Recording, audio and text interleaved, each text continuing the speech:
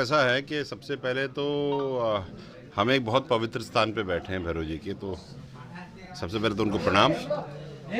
दूसरी बात यह है कि मुझे कुछ करीब एक महीने पहले फ़ोन यहाँ से आया था, तो ओबीसी एमबीसी ईडब्ल्यूएस आरक्षण यहाँ लागू नहीं हो रहा है, तो उसके बारे में तो खैर हमें पता तो था ही, लेकिन यहाँ से आया कि बहुत दिक्कत हो रही है। और फिर उन्होंने ये भी बताया कि जो पंचायती राज है उसमें आरक्षण नहीं मिल रहा है ओबीसी का। तो मैं यहाँ आया, मुझे करीब 72 घंटे हो गए पूरे क्षेत्र में घूमते हुए। स्थिति गंभीर है भाई।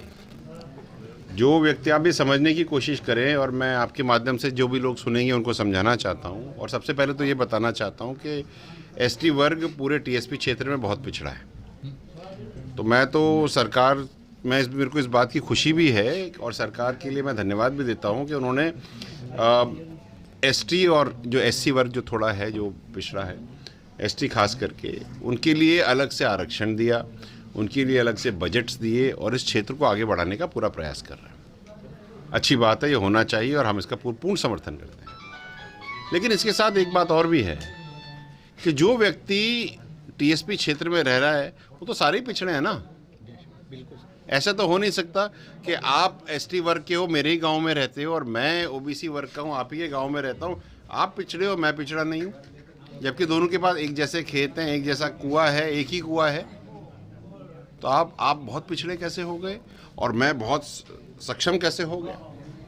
तो जो आरक्षण जयपुर में लगता है या जो आरक्षण आपके जोधपुर में लगता है, जिसमें ओबीसी एमबीसी और ईडब्ल्यूएस को आरक्षण देते हैं, क्योंकि जयपुर, जोधपुर, अलवर, जितने बड़े शहर हैं बाकी राजस्थान के, वहाँ पर ये लोग पिछड़े हैं, औपचारिक तौर से पिछड़े हैं। तो ये कैसे हो सकता है कि जो व्यक्ति जयपुर जैसे बड़े शहर में पिछड़ा हो, वो हमारे बांसवाड़ा, डूंगरपुर जैसे पिछड़े क्षेत्र में, या मोर गांव जैसे पिछड़े क्षेत्र में, या यहाँ वाले गांव वाले पिछड़े क्षेत्र में पिछड़ा ना हो? सर मैं पूछना चाहूँगा, एमबीसी आरक्षण खत्म नहीं हुई मेरी से। तो जो बंदा वहाँ पिछड़ा है वो यहाँ भी पिछड़ा होगा, तो हमें यहाँ पे आरक्षण चाहिए। या फिर सरकार हमें ये बताए, या जो भी जिसने भी ये गणना करी है वो हमें आंकड़े बता दे कि ये लोग इसलिए सक्षम हैं, इनके पास 20 बीघा जमीन है, 4 हेलीकॉप्टर है, 3 कारें हैं, हम मान लेंगे? नहीं लेंगे। और अगर आपके पास आंकड़े नहीं हैं, ये तरीका नहीं है बताने का कि हमने इनको क्यों नहीं दिया आपने 45% एसटी को, आपने आंकड़ों के साथ दिया। तो आपने नहीं दिया वो भी तो आंकड़ों के साथ मत दो ना। ऐसे थोड़ी हो सकता है कि सुबह हम उठे, हमने जाकर के इस तरफ देखा दीवार लाल थी तो हमने लाल कपड़े पहन लिए, उस तरफ देखा दीवार पीली थी तो हमने पीले कपड़े पहन लिए। ऐसे थोड़ी दुनिया चलती है।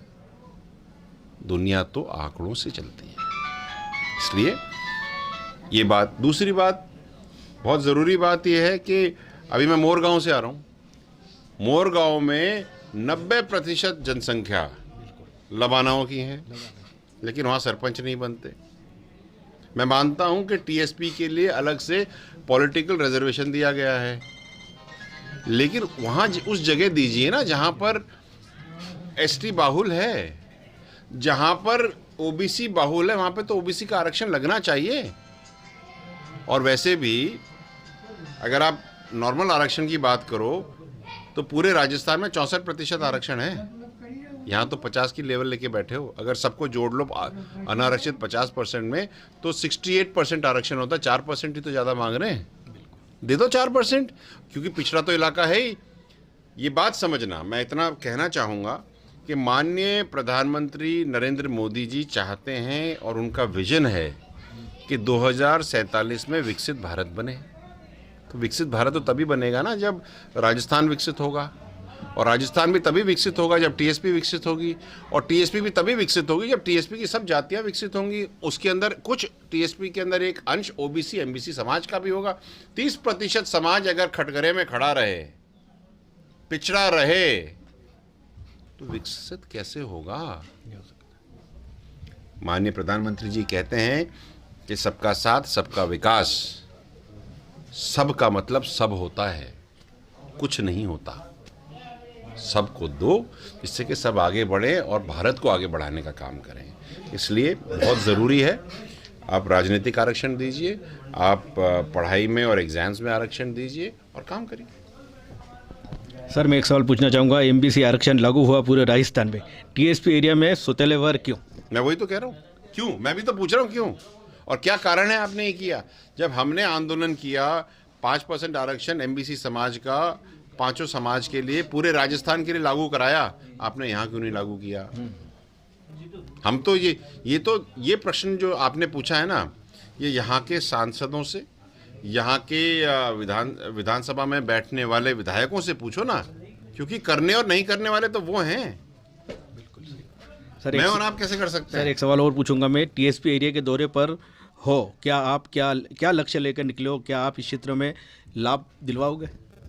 प्रयास है लाभ देना, नहीं देना, इन लोगों को आगे बढ़ाना या इनको खड्डे में अंधेरे में रखना परमानेंटली, ये निर्णय तो वो व्यक्ति करेगा जो विधानसभा में बैठा है। हम अपनी बात उठा सकते हैं। तो अब ये जो मामला है, ये विजय बैंसला और आपके पास नहीं है, उनके पास है। अब देखते हैं कि वो इस क्षेत्र के बारे में कुछ सोचते भी हैं या सोचते हैं कि इस क्षेत्र की हमें ज़रूरत नहीं। और अगर लोगों का तो ये कहना है कि अगर तुम्हें हमें ज़रूरत नहीं तो हमें भी तुम्हारी ज़रूरत नहीं, ये कह रहे हैं खुल के। तो हम एक ऐसी स्थिति में आ गए हैं जहाँ पर अब निर्णय लेने का समय है। वो गांव में कहावत है ना, अपन कहते हैं कि आंख बंद करने से बिल्लियाँ दूध पीना बंद नहीं करती, वो तो पी रही है बेटा। अब क्या है कि ये ओबीसी, एमबीसी और ईडब्ल्यूएस समाज ने ना वो आंख खोल ली और देख लिया कि बिल्लियाँ दूध पी रही है। अब वो उनको कटोरा भी चाहिए, उनको अपने हक का दूध भी चाहिए, नहीं तो कटोरा और दूध उड़ेलने में समय नहीं लगता बेटा, ना तो मेरा तो तेरा भी नहीं। ये विचारधारा है सबकी, क्योंकि सबके अंदर बहुत रोष है। मैं 72 घंटों में ये समझ पाया हूँ, और पूरा का पूरा सिस्टम 2013 से लेकर के अब तक ये बात नहीं समझ पाया। यह विडंबना है। लोग सुनते नहीं हैं, कान नहीं लगाते। लोग आते हैं हाथ जोड़ करके ऐसे बाय बाय करके निकल जाते हैं जैसे कि अछूत बैठे हैं यहाँ पे। गलत कह रहा हूँ तो बताओ? सही बात बताइए आपने। तो ये अभी अछूत नहीं है, अगर इनका श्राप पड़ गया ना तो भाई साहब कोई बचाने वाला भी नहीं है।